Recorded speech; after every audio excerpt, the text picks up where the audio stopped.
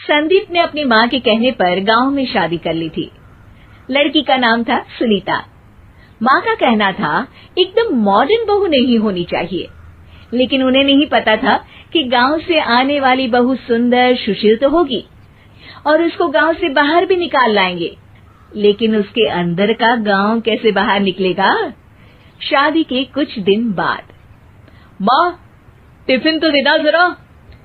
बेटा अब तो स्कूल नहीं ऑफिस जाता है, माँ से नहीं अपनी बीवी से टिफिन मांगा कर।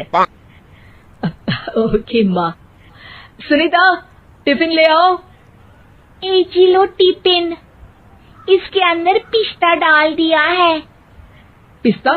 पिस्ता क्यों?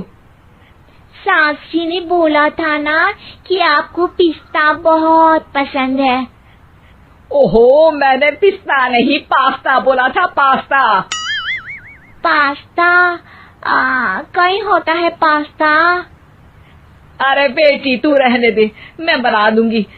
अच्छा किया कि पाव भाजी बनाने का नहीं बोला, वरना किसी के पाव बना देती है। सुनीता को बुरा लगता है, लेकिन उसकी नादान हरकतें कम नहीं होती। ऐसे ही एक दिन, अरे तुमने ये क्या लगाया है? अरे आप वो फूस फूस करके लगाते हैं ना, वही। डियो? का दियो? किसको दियो?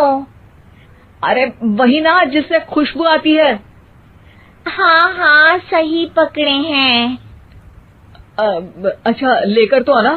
कौन सा डियो लगाया तुमने? अभी लेकर आते हैं जी। संदीप की बात मानकर सुनीता अंदर से खुशबू वाला फुसफुस लेकर आती है। ओएमजी! ओएमजी मतलब ओ माय गणेश ना। अरे ओएमजी छोड़ो, और ये खुशबू वाला फुसफुस की बात कर रही थी तुम? हाँ इसी की, फिर से सही पकड़े हैं। अरे देवी, लेकिन आप सही नहीं पकड़े हैं, ये डियो नहीं है। डियो नहीं है तो क्या लियो है? अरे ये रूम फ्रेशनर है, जिसको कमरे में छिड़कते हैं, खुद पर नहीं।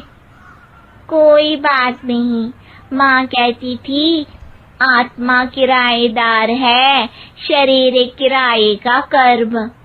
हम शरीर पे ये डाल लिए तो क्या फर्क पड़ जाएगा। अरे बहू, ओ बहू, मेरे लिए फल तो ले आ, फिर मैं बाजार जाऊंगी। सुनीता अपनी सास के लिए फल लेकर आती है। अरे बेटा, पपीता, तरबूज और सेब फल ऐसे कैसे खा लूं? काट कर तो ले आ। माँ जी, मेरे गांव में तो खेत से उठा के सीधा खा लेते हैं। अरे ये तेरा गांव नहीं है ना। अरे संदीप, तू ही कुछ समझा देना इसको बेटा। मैं कैसे समझाऊं माँ, ये तो माइक्रोवेव को भी भट्टी बोलती है।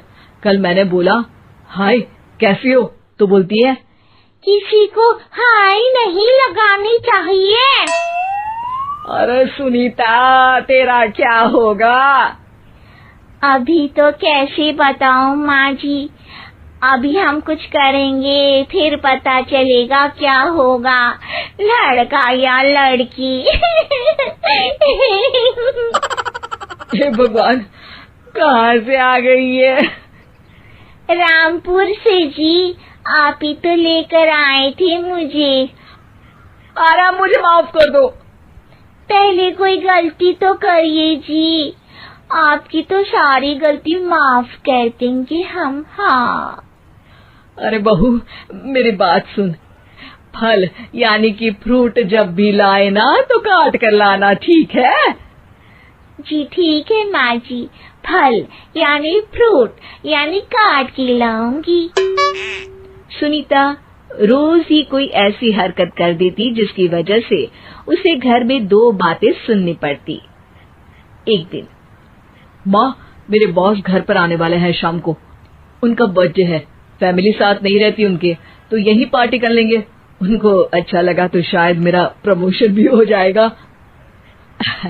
मैं ना फ्रूट केक लाकर फ्रिज में रख दूंगी और तेरे साथ आज खाना मैं बनाऊंगी, ताकि जब साहब आए तो खाने में कोई गड़बड़ ना हो। शाम को जब सारी तैयारियां हो जाती है, संदीप के साथ बड़े साहब भी घर आते हैं। फ्रूट केक तो ले आना बहू, फिर खाना खाएंगे।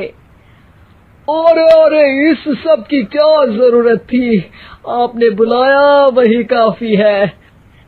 सर, आपका परिवार शहर में नहीं है तो हम ही आपके परिवार जैसे हैं सर। इतने में ही सुनीता फ्रूट केक लेकर आती है और बड़े साहब की टेबल पर रख देती है, और जैसे ही केक के ऊपर का बॉक्स हटाती है, ओह, ये क्या है? केक तो कटा हुआ है। मैं तो ऐसा नहीं लाई थी।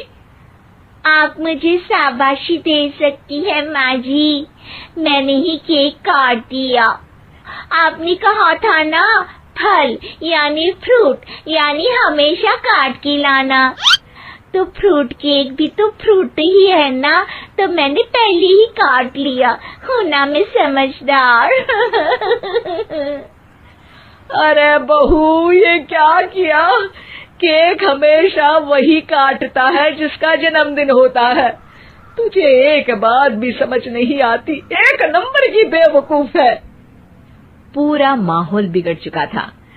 संदीप को लगने लगा था कि साहब उसे प्रमोशन तो दूर की बात है, कहीं डिमोशन ना दे दे, लेकिन साहब बीच में ही बोल पड़ते हैं। अरे कोई बात नहीं, ये इनकी बेवकूफी नहीं है, इनका भोलापन है। बेटा आप कहाँ से हो? रामपुर गांव से।